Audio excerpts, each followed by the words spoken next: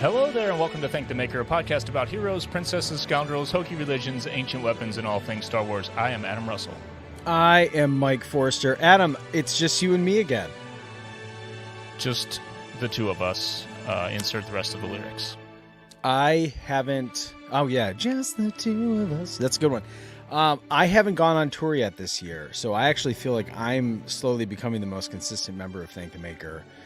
And for me, that feels good.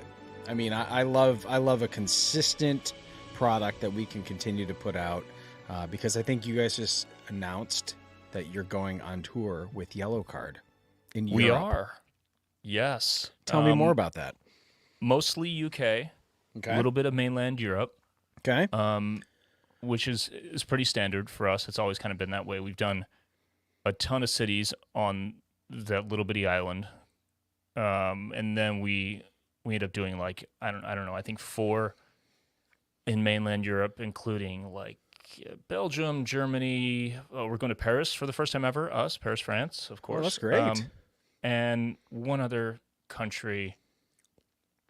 But I don't know. It's going to be great. Double-decker buses, the whole 9. It's going to be awesome. Interesting. Do you have a favorite city in as you describe mainland Europe? Is there a place that you're fond of thus far? Hands down, my favorite city in all of Europe. I think second favorite city in the world, maybe. Oh, is Salzburg, Austria.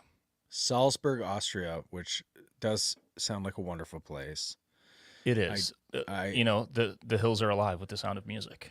That's what it comes down to. Right, the Von Trapps. Is there? So you said second favorite city possibly in the world. Mm-hmm. The first, I assume, is not St. Louis, or. Sorry to say, local friends, it's not St. Louis. It's Tokyo. Wow. Oh, Tokyo. Okay. Yeah. All right, sure. Well, Tokyo sounds fun. I'd like to go there for a Star Wars convention. Want to go? Yeah, I'll consider it. Yeah, okay. Yeah. Sure. Sounds good. Well, Nick can't join us tonight because he's in, I think he's playing in an hour. Yeah, every Wednesday on the whole tour, he has a show. So, completely host. Right. Well, I will take over as the other bearded member of Thank the Maker. Thank you. And we can talk about a kind of an interesting episode of Bad Batch. I feel like we're getting very close to the end here, and I feel like the pressure is getting to us at this point where I'm kind of going, what's going to happen here? Are you kind of feeling like, at least now that it's starting to shape up, because we have 3 more episodes or 2 more episodes? This was 13, so we have 2 more.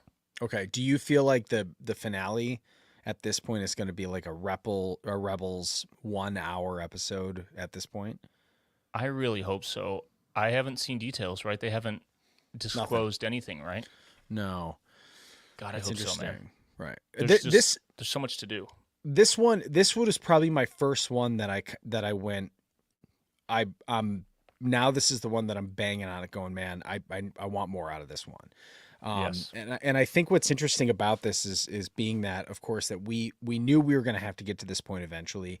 I don't think I would have thought. What's interesting about this, as we're kicking the story down the road, I would have thought that we would have been a little bit further along in understanding exactly what the Empire was doing. But something tells me that there is, like, the fact that we've got this is still a pretty, like, this series, I think the thing that we have to remind ourselves is, like, this series is still hugging Clone Wars in terms of the time that's passed since the Order 66, right? So there's this part of me that's like, as much as I want to see, like, get us into Cassian Andor territory, get us in, where's Narkina, all of this stuff, we're not there yet.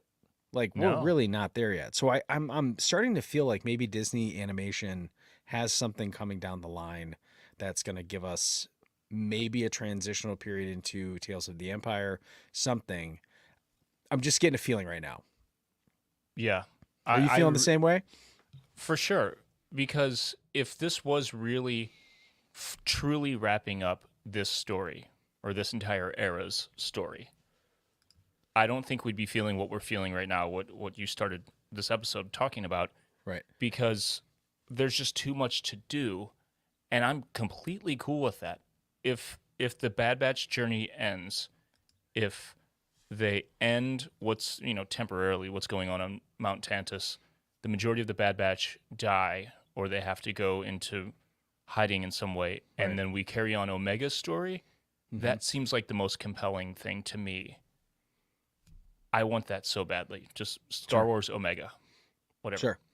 Sure. And it's a And great name too. this could be the tie-in with Ventress Yes. that people were kind of speculating on. Do you think there's a point where like how much of this at this point do you feel like we have a formula for Star Wars where it's a lot of escapee, locked up, how are the heroes going to escape? Do you feel like this at this point Star Wars animation specifically has kind of found its like are these familiar beats? Are we interested in seeing something different at this point? Because I'm curious as to how we can keep developing big stories like this that don't involve little episodes of this where it's like run and chase and get them back and do all this kind of stuff. Just because I feel like we've seen Omega get captured essentially like 3 times now, right?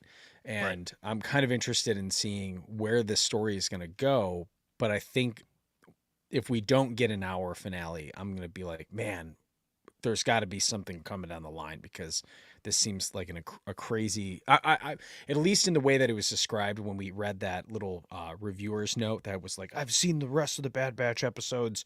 It's just prepare for it to destroy you. This, I was expecting something to happen a little bit more consequential in this episode, and I still really liked how much it set everything up for next week, and I feel like we're I'm curious your take on this. Yeah, I think both of the things you said about the formula or whatever. Yeah. I think there is a tried and true formula that they have for animation and for some of the live action series stuff too, to some extent. Yeah. But then there's also room to get weird and do completely like detached arcs that are still incredibly consequential, that aren't Adventure of the Week, like the middle Andor arc with Narkina, stuff like that. Right. So, and we get a little bit of a version of that in this season. The way it started, that whole thing with Omega in the what are we calling it now, Tantus base? Sure. Was very, very fresh to me.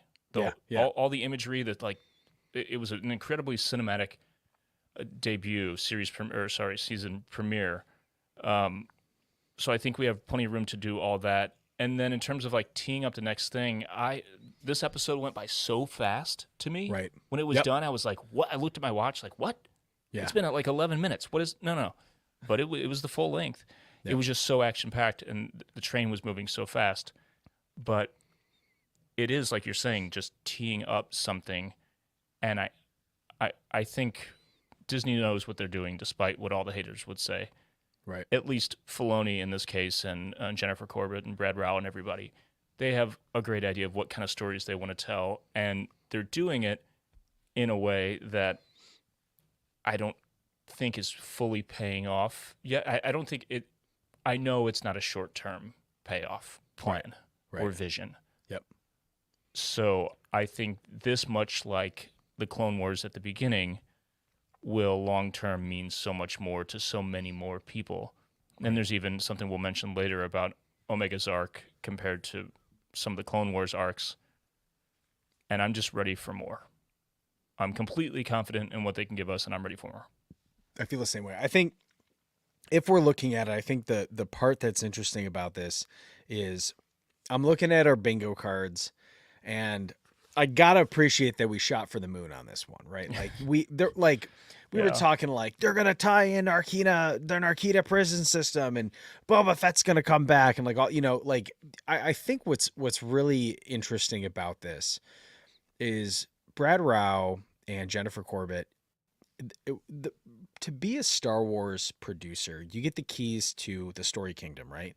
Mm-hmm. And I think what this show really highlights is constraint, right? Is almost like a patience that if it would be very hard for me to not I almost think like Filoni's probably possibly guilty of this, where it's like, let me find a way to bring all my favorite characters back into my show, right?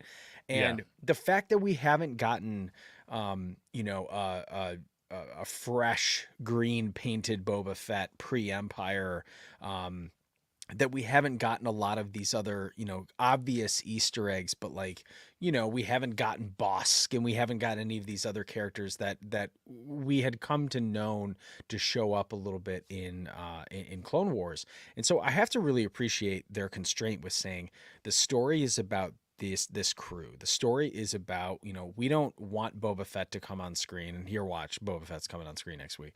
Mhm. But I'm just saying, like, the show is about the characters that they wrote. The show is about the story that is being told, and they don't need these other outside pieces to sit there and go, hey, you like this. Remember, you like this. This is Star Wars. Mhm. And I have to give them a lot of credit for that, because as much as I've gotten used to the modern, you went and saw Ghostbusters. We could probably talk about this in the after show. But it's almost like we're getting to a point where the fans, if it's connected to a universe that we're familiar with, it's like the fans almost like have a hard time looking for Easter eggs or looking for remember berries and going, Mhm. just kind of like because that's all that stuff has been kind of jammed down our throats over the last 10 years of being like, remember that character? We're bringing him back. Remember Jurassic Mhm. Park? We're bringing him back. Ghostbusters? We're bringing him back. And I, Yeah. I have to give these guys a lot of credit, because Bad Batch is still a very authentic story that doesn't rely on other parts of Star Wars to tell a great story arc. So I think Yeah. that's It important. it is. I would say it's the most underrated Star Wars property maybe ever, because it's going to be done after 3 seasons, so it hasn't had the time to build an entire generation of a fan base like the Clone Wars. It will see, the fans are there, and it will see its true appreciation at some point, but it hasn't had the time, and it being animation, that automatically kind of chops off an entire segment of the Right. potential viewership. So it's in this place where it's this incredibly high quality thing, telling incredible stories that so many people don't even know exists. Yeah. Yeah. And But we're and here the for it. and I'm with you on that. I think what's interesting, in addition to the points that have already been brought up, is that Star Wars is really getting to a point where it's starting to rely on the fandom to actually go back, and it's referencing its own material at this point. Yeah. And I know that we've have all kinds of examples of things like this, but you're kind of sitting here going, man, the next big animation for them is Tales of the Empire. Yeah. And if you didn't watch Rebels and you didn't watch Ahsoka, your kid might be watching Star Wars Tales of the Empire and thinking, oh, that could look cool. For Yeah. some reason, if they decide to watch animation now, even though they haven't, you're going to be lost. You have to know who Morgan Elsbeth is. You have to know what a Night Sister is. You have to know who Yeah. these stories are. And it's interesting at this point that we get that Star Wars is kicking. I mean, I feel like if you're a fan of Star Wars enough to know these stories, these are clearly made for the fans. Yeah. This is not really a, here's the latest bus stop, go ahead and get on, we don't need you to look back from where you came. I mean, this is all stuff that's doubling down on traditionally unsupported media on a global marketing level, right? So Yeah. I don't know. It's very interesting. I think there's a case for going, where is the next generation of Star Wars fan? And is it Gen Alpha? Is it Gen Z? Because a lot of my college students who work for us, they are not Star Wars. They're not Star Wars obsessed like we are, Yeah. because they almost feel like it's too overwhelming at this point. And I'm like, I would have never thought that, because I grew up when there were just 3 movies. Yeah, So that is a weird thing, because it's not just it's so many things. It's so much content, and it can be intimidating to catch up on unless you were kind of indoctrinated young, and then a little later into youth or adolescence, you go, oh yeah, I like that thing, and you have a resurgence like we both did in our Right. late Yeah. teens, early 20s, whatever. Right.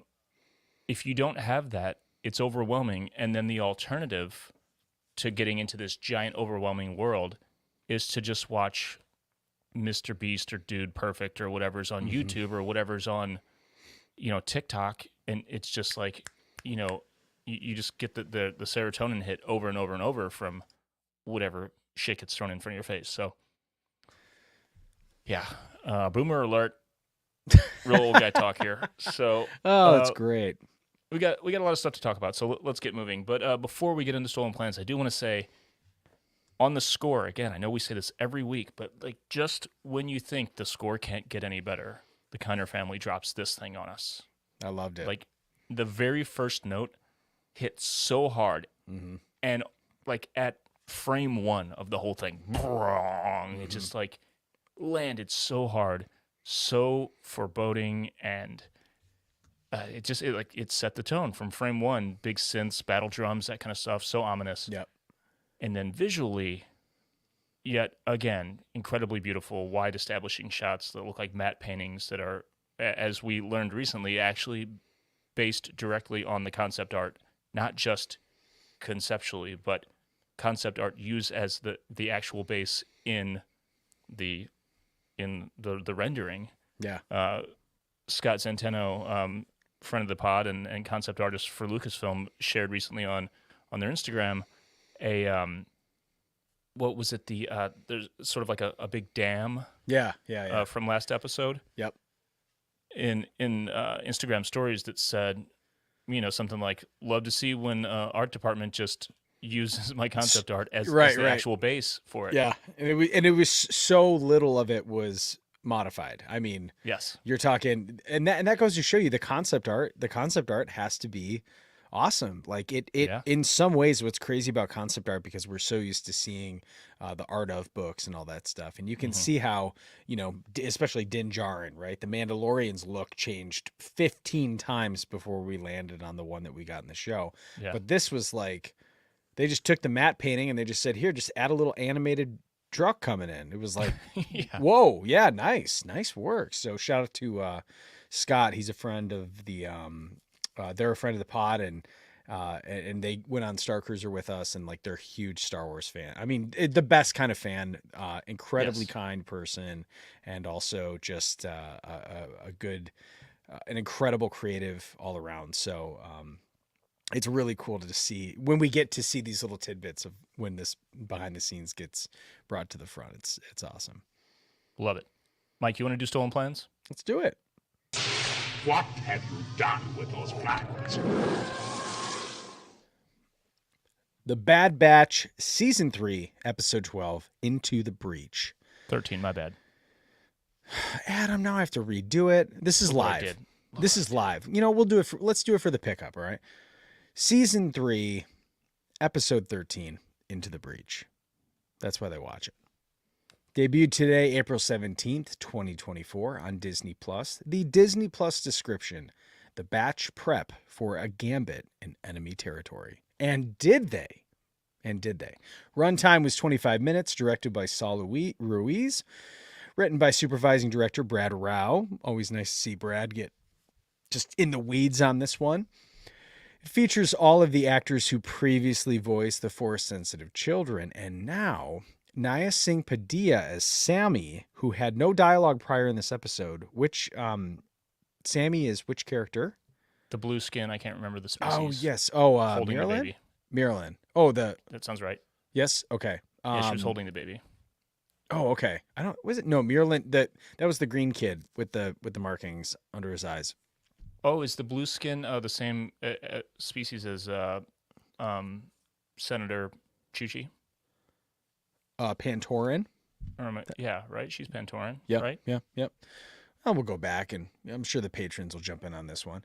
But the child actor was credited only with a handful of shorts on IMDb, so this might be a newcomer, which is pretty exciting for them. It's a short episode, only 25 minutes of runtime, so let's talk about that real quick, because this one flew by. Speaking of flying, this one definitely went by quick. It's straight back into it. That's the thing. It's short, but so much happens in terms of like the pace. Right. Bad Batch, like the title says, into the breach. Right back in it. Bad Batch is heading right back in the fray, back in the Lion's Den, back to Tantus to try to Into the save chute, Omega again. Flyboy. Exactly. So we pick up where we left off with Hunter, Wrecker, Crosshair, and Rampart, but they're on this planet that we'll talk about later. Echo returns. Welcome back. It's about time, bud. To help. He's in a stolen Imperial shuttle. They have a plan.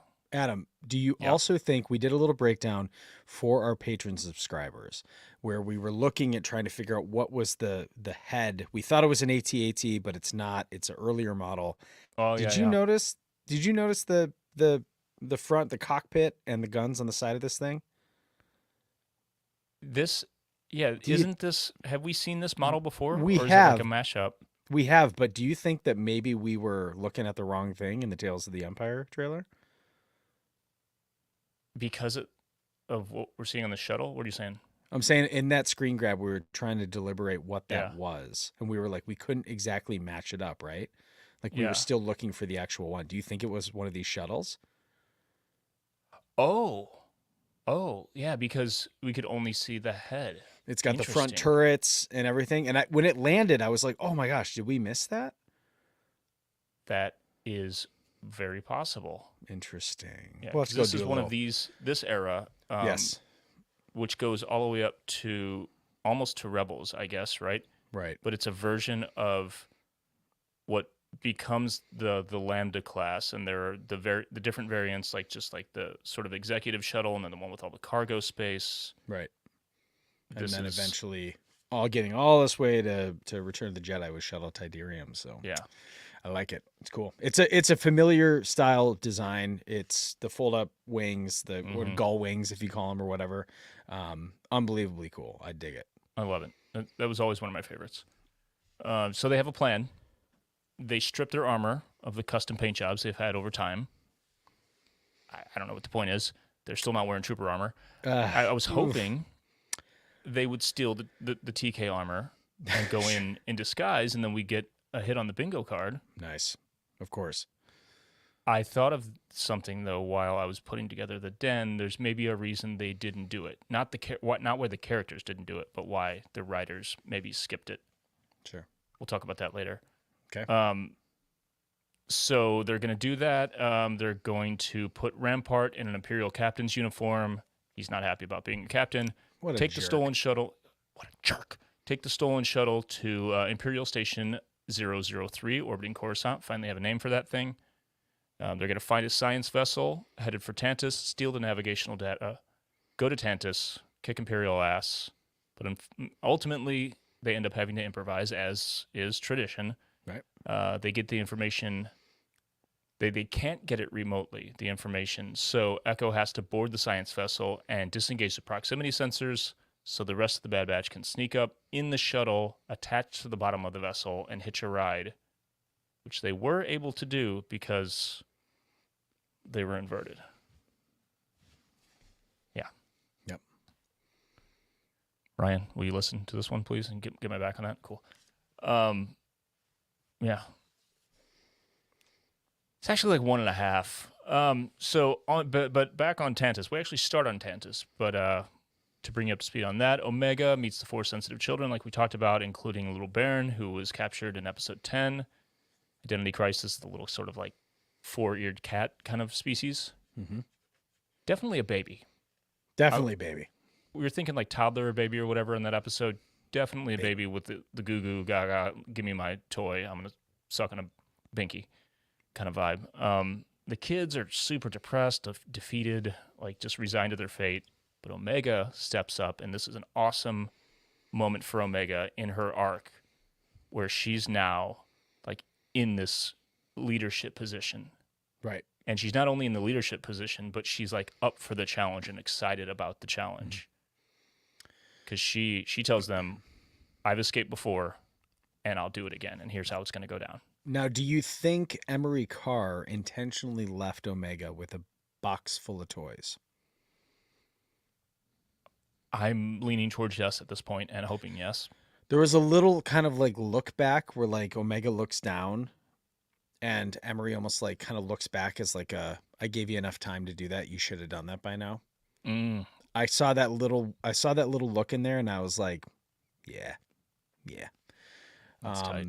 So I feel like, you know, then we got the other doctor. What was the other doctor's name?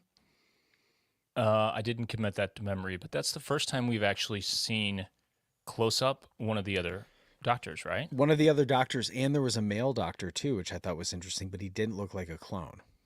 Right. So I was like, ooh, okay. So we've got what's interesting though is that Emery is a clone of genetic makeup, Mm-hmm. but the other doctors they don't look like clones. Emery Mm-mm. doesn't really look like a clone. Omega, I mean, she's too young. She does kind of look a little like Boba, but I don't know. This is very interesting at like what they're doing here, which makes me think that other people are being cloned possibly against their own will, right? Yeah. So there could be something going on here, but I thought that was pretty interesting that we finally got to look kind of up in that crow's nest. We Yeah. got to see more in there than we've ever had, and also there seems to be a little bit of a distrust of, you know, I get the sense that um, it's a little I don't know what I want to say, like maybe a little backstabby of people are trying to rise in the ranks. They're trying to prove to Hemlock that they have a purpose within the Empire that's of higher of kind of a higher need than just saying just stick me up here, which is why, you know, that one doctor was like, I don't think that's a good idea. You shouldn't leave Omega down. They shouldn't talk to each other. And she's like, Yeah. you know, I'm the chief doctor here. Something to think about. I think it's Yeah. I mean, interesting. it's super on brand with everything Imperial, especially the way it's been framed the past few years with, you know, Andor, all the Imperials there. It's cutthroat as hell. You know, Right. they're establishing that, like really solidifying the idea that the Empire isn't just this evil empire, but it's a reflection of the Sith from the top down, whether or not they know it. Like Oh, the you're saying all like everyone's in a power, like a power struggle to get to the top. yes. Yeah, I like that. I like that. I don't want to work there, but That's good not, I don't want to do storytelling. that. Um, we mentioned earlier about Omega and her arc. The cool thing, and we said something last week about her arc kind of being a condensed version of another arc, but what it really reminds me of is Ahsoka's arc. Ooh, tell me Partly more. partly for us as viewers and partly for her as a character. You know, that as viewers being, you know, this yippy little kid who's kind of annoying becomes this strong, amazing character that we're all huge fans of. But then on a character level, on a deeper, less like you know, cynical, who's this little kid kind of viewer level, on a character level, it is this coming of age thing Sure. from a little yippy kid who just wants to have fun and thinks stuff is cool Right. to someone who comes into their own and becomes a teacher, becomes a mentor, becomes like uh, someone who has their own unique skills and powers, and not isn't just a sidekick of, you know, a more powerful leader or authority figure, but becomes that themselves. And it's obviously much shorter. You know, it's a 3-season arc, and she's not where Ahsoka ended up. You know, defeating someone like Maul, but she's on her way. And Right. this, even like the physical, the physicality, the positioning of her, the way she sort of leans forward and puts her elbows on the table, has this authoritative feel to it that you wouldn't have expected from that little kid with the head jewelry in episode 1, you know? Right. Right. And I think it's Yeah. beautiful. I think there is something too on that point that we always have to remind ourselves that Omega watched the Bad Batch be born, right? So Hmm. in some ways they've kind of referenced it that, you know, the Bad Batch are kind of like her kids in a weird way when you Yeah. look at it like that. But they're all obviously designed with their own interesting mutations that Omega is kind of designed to learn from. And what's interesting about that is when you think about it from a parenting standpoint, and I say this as the parent of a 7-year-old who gets taught something every day by her, right? Like that she reminds me to find joy in things that probably I've grown callous to, right? Right. That there's things that she goes, this is so fun, this is awesome. Hey, check out what I can do. And something that I'm like, that is worth celebrating. My gosh, like my kid just reminds me to do things I mean, we're talking about Star Wars here, right?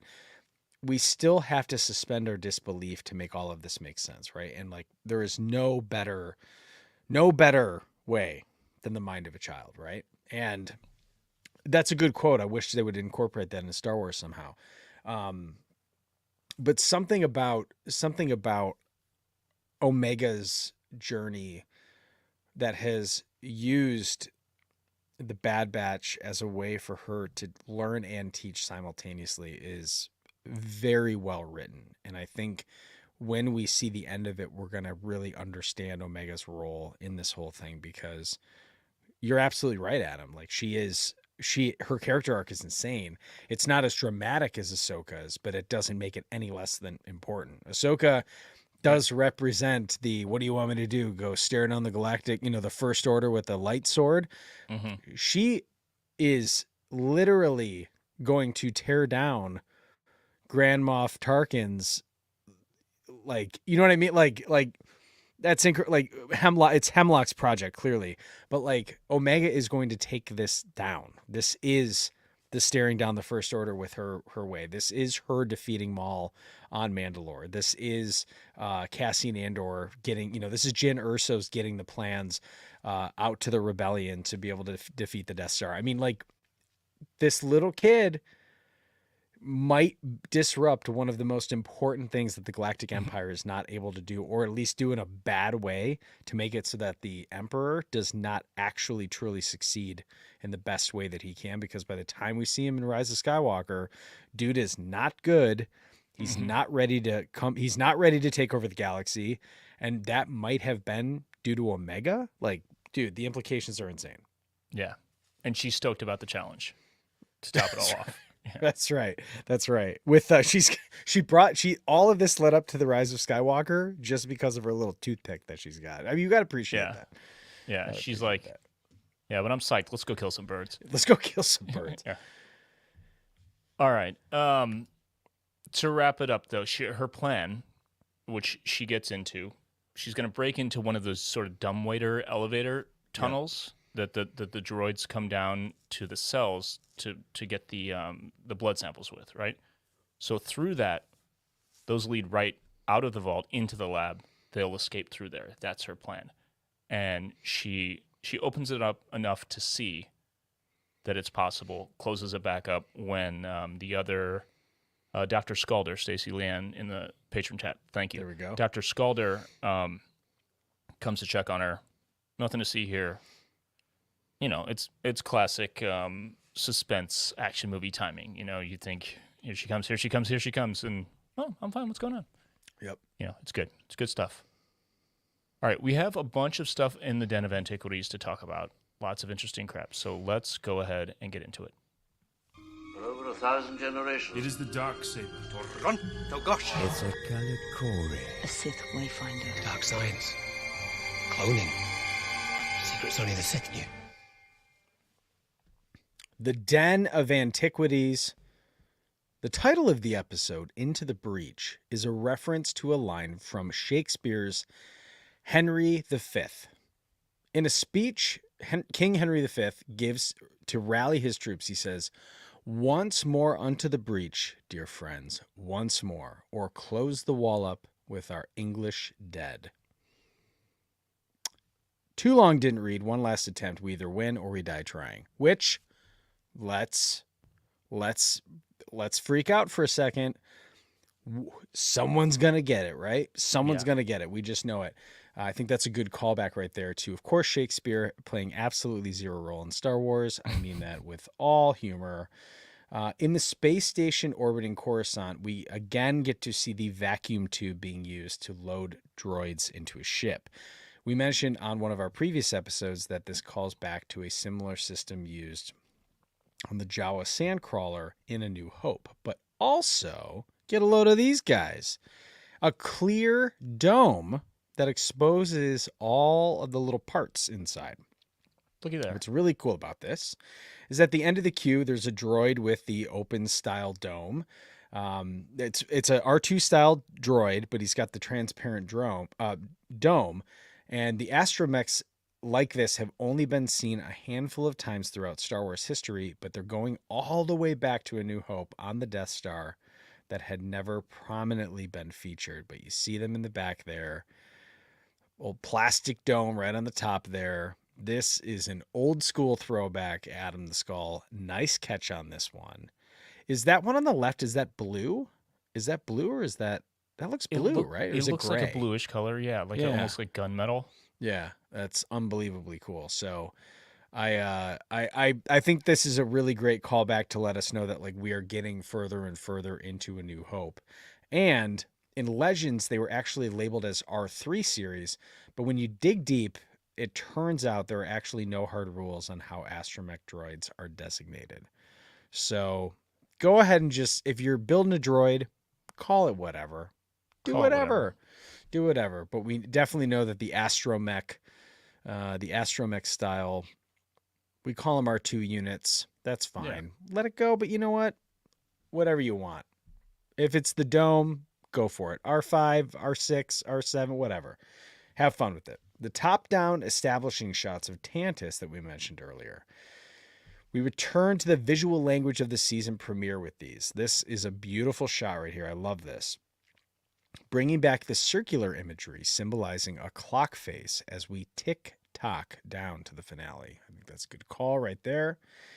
Even the 3 tables in the vault room resembling complications on a watch face. Complications being the term for the smaller dials and mechanisms for things like stopwatches, timers, other time zones, calendars, etc. Maybe even the doomsday clock. Maybe even. 2 if you keep minutes that on your wrist. 2 minutes to midnight. The scene where the Batch and Rampart infiltrate a control room in the Imperial station to get the navigational data from the science vessel looks pretty similar to another interior control room that you've seen in the Death Star Control Room 327 in A New Hope, where the crew accesses the computer to get the detail on the tractor beam, where they then get up with the plan to infiltrate the detention block. TK421, do you copy, etc., etc. I see it mainly in the red stripe. I think that's awesome. And of course, all these different little buttons with these. I mean, that's like we are arriving. It's right there. I mean, they've got the added console in the middle, but aside from that, those what I think were like what was it, like a hydroelectric power plant control thing or something that they built this out of in the 70s. Yeah. We've seen this quite a bit. It was in Rebels a lot, but it's cool to see it here this early, you know.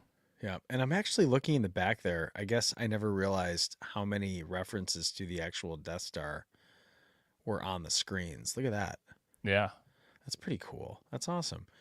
There's also I was looking at all this stuff today and how all of this visual language is starting to come up to the surface. Even the station itself, the top of it, it's early Death Star tech. It's early Death Star architecture. Right. And I just love it. Yeah. Well, let's get into this next part because I think there's something interesting in here too. Speaking of control rooms, other people walking around in them, the person that they stun is an Imperial weapons technician, aka the Imperial gunner or Death Star gunner as we know them. So you'll see this kind of goofy looking helmet with just the single visor. It's got the telemetry unit on the side. Now, a fun little thing about this is we've actually seen them a couple times. They have the same helmets as the one in A New Hope, but the white uniforms are unique. I think this is the first time that we've seen them, but they have the classic Imperial belt. They've got the gauntlet gloves. Now, if you go back to the Death Star gunner, right?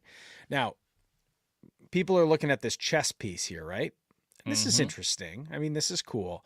What a lot of people don't know about this, I'm tapping into my inner armor party right here, is this is actually a protective bib that motorcycle, like dirt bikers and motocross used to wear to protect them in case they flew forward and hit themselves on a handlebar. And you can see that they just simply turned it to the side and painted it. And that's where you got your Sand Trooper pauldron from. So these were featured in white, all black, in orange, and A New Hope. You can see that they were different designations. The most famously, the orange pauldron that you see in the Moss, and when they go to Mos Eisley, and the where are these droids? What are you doing with these Look, droids? sir, droids. Look, sir. Well, Look, Sir Droids actually has a white pauldron on. So he is, I believe, a lieutenant.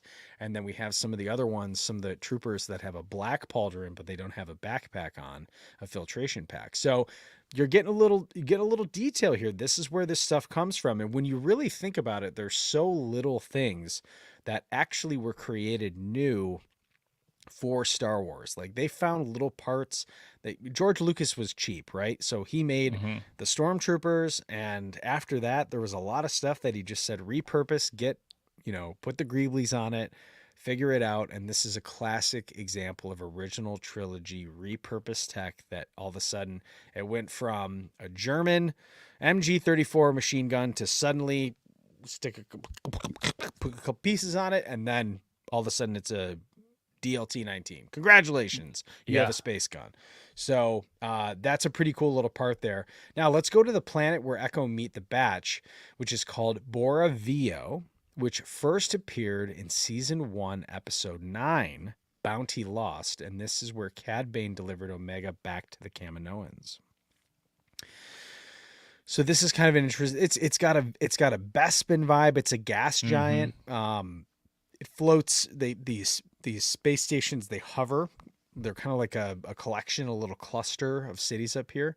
The color of the planet.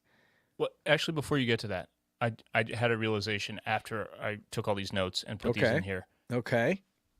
This is the other planet where this is like the secondary Kaminoan cloning facility, right? On this other planet. Right.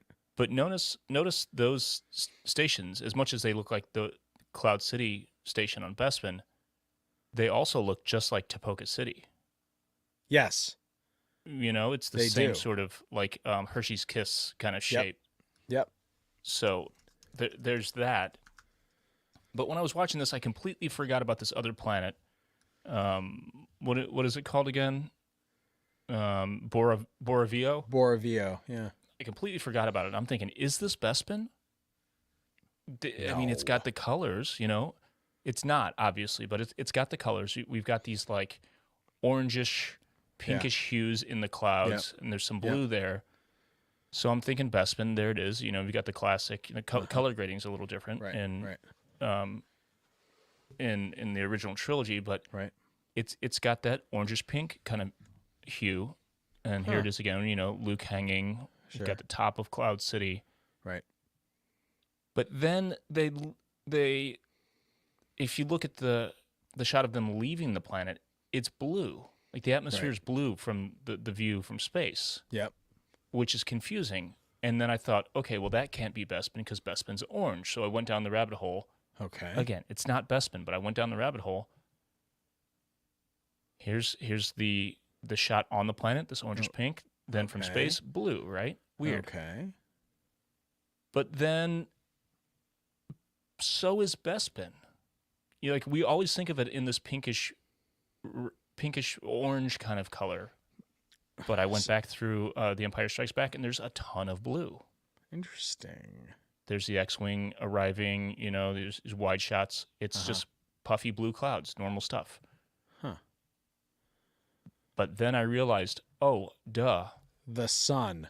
It's the location of the sun. Like, everything we see when they first arrive is almost sunset.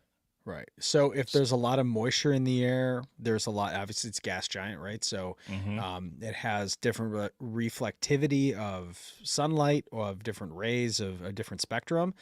And the sun bending, from the curvature of the planet, it bends, and only, certain wavelengths make it around that curve. Right. And that changes that's why a sunset looks the way it does, right? Yeah. Okay. But then I went and looked at the wide shot of Bespin when Luke is first arriving, and it's the same thing. Huh. It's like a purplish blue. So these are different planets, but the people that have the pen or pencil or Wacom tablet pen in their hand, they're smart. They understand these things. Yeah, They're not just throwing shit at the wall. Right. And that is interesting. All right, so we got to get.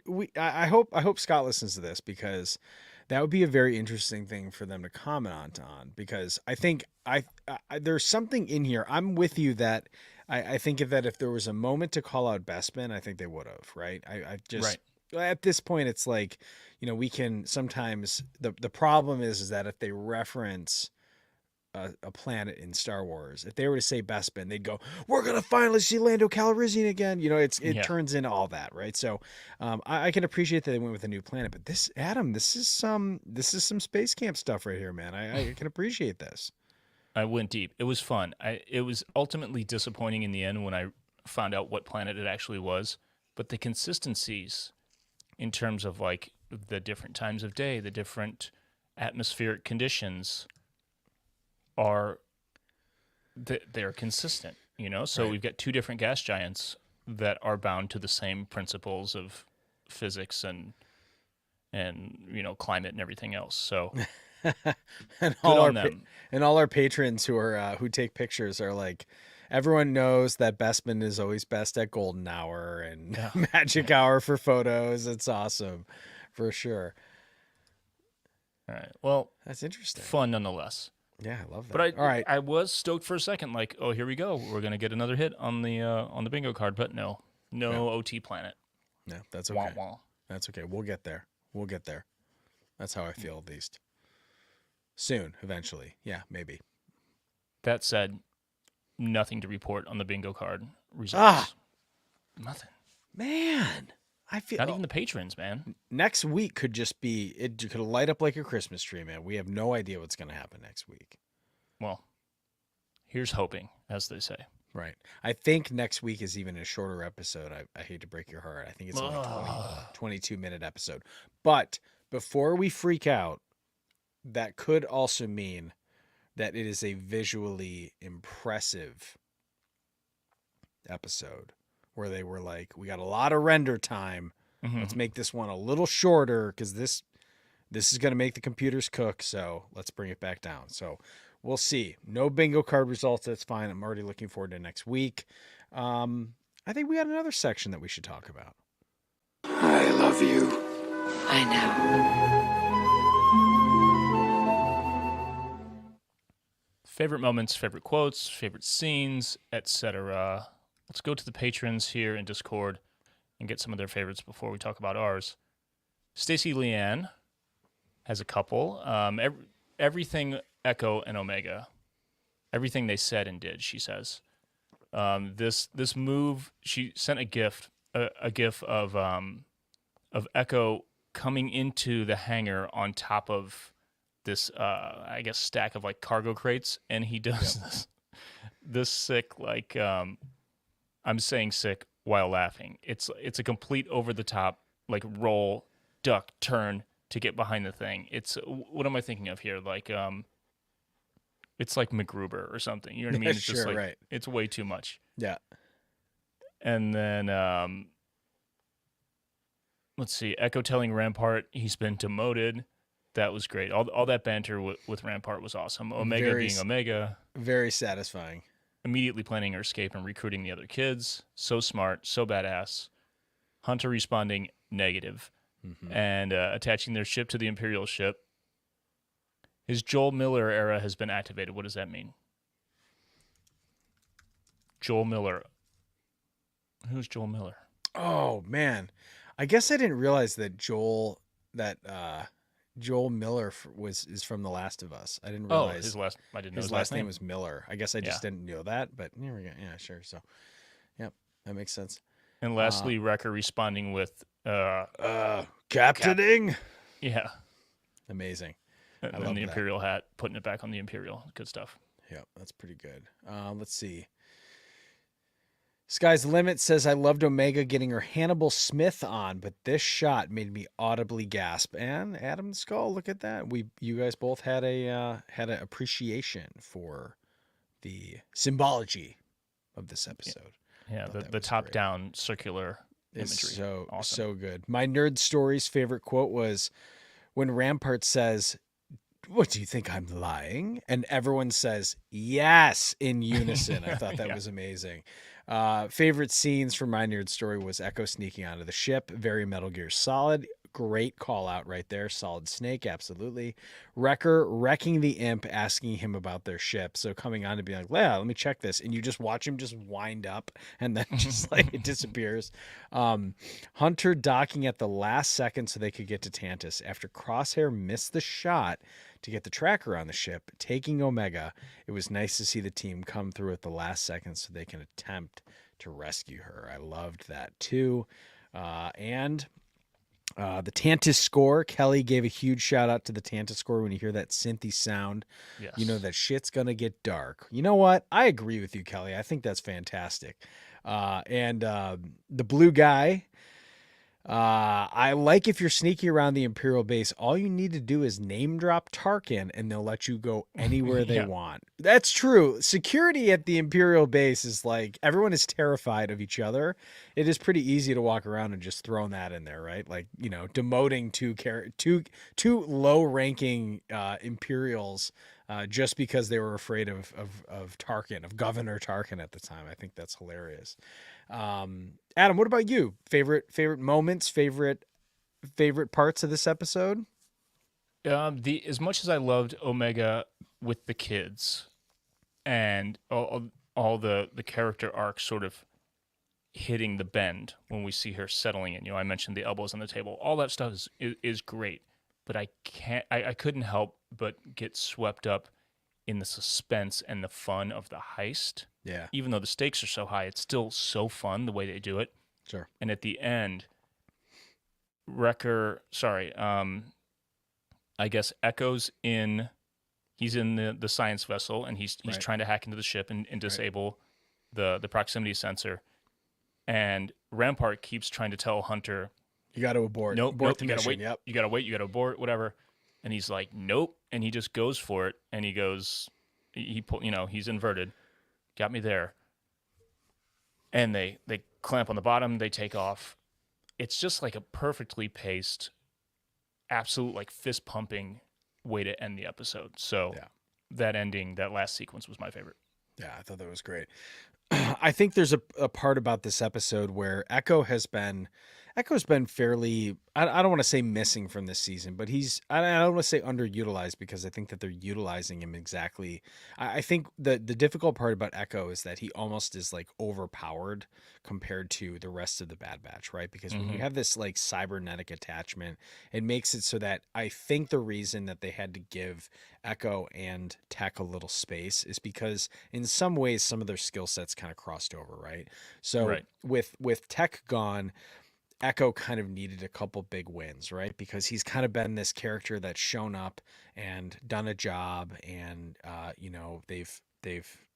he's played his part where he needs to, and doesn't really have a whole lot of doesn't screw up a whole lot, and I think that's really awesome that they use him they don't overuse him and overuse that skill set. But what I think when you look back on Echo and how much the clones didn't trust him because they assumed that he was he was a plant, he was the separatists were using him, he was putting code so that he wouldn't, they just straight up didn't trust him, and he had struggled to kind of see where he would fit in and his purpose of wanting to say, I'm going with Rex, I've got to help other clones. I think there is something in this story for Echo that is going to play the part in being able to liberate clones. Is we're getting to that point where the whole Bad Batch are going to Tantus. We know that there's a hell of a lot of clones being tested on. There's clones that are still enlisted by the Empire that don't really know that they're being taken advantage of. And so I think this was a win for Echo this week. And I think it was played just right because it wasn't overly Echo's win. He still got his moment to look cool and sneak around, but that trust that the Bad Batch have of Echo in his whole arc of being a science experiment himself and then going to liberate other science experiments, I'm like, man, that's some poetic stuff right there. So yeah, I think this was an Echo episode that was a super fun one, just like you said. Loved it. Yep. Absolutely loved it. All right, we're going to wrap up. And as we do every week, for the bonus segment for patrons, after this, we'll go to the Star Wars chat pack, 125 conversation cards by Kelly Knox. The question this week in the technology category is, this is a good one. If you own the Millennium Falcon, would you keep it spotless like Lando Calrissian or get it messy like Han Solo? We'll talk about that in the bonus segment for patrons. If you want to hear that, patreon.com/thankthemakerpod is the place to go. Adam, Everybody, tell him thanks a for little listening. bit real quick though. All To right. join our Patreon is, what's the lowest tier that you can join our Patreon? $5 a month. You $5. So if you get buy all the a bonus stuff. you're basically buying us a coffee, and Yeah. you get access to our Discord with all of our friends in our Discord. You get a bunch of we get news on Mos Eisley when it breaks. We have a couple little perks on the inside, but all in all, it's just a great merch. It's a great community to be a part of. So if you're kind of saying, hey, how do I get more of this content? How do I get more of the fray? How do I get more Thank the Maker? $5 a month. That's it. That's all we're asking. And we're, as you say, you literally keep the lights on. So we appreciate all of our patrons and all of our Discord members for having fantastic discussions every time there's a new Star Wars episode. I love it. And if you don't want to spend that $5 a month, or you can't, and you just want to support, you want to show support in whatever way possible, share the podcast on social media, rate and review us on whatever podcatcher you listen to, or on YouTube. Comment, anything, just engage. It all helps. It all helps. Whatever you can do. It doesn't have to be money. But we appreciate everyone for listening and watching. We appreciate the patrons so much. We love you. And if you could speak to us right now, hopefully you'd say, I know. Mike, good hanging with you, bud. And until next week, may the Force be with you.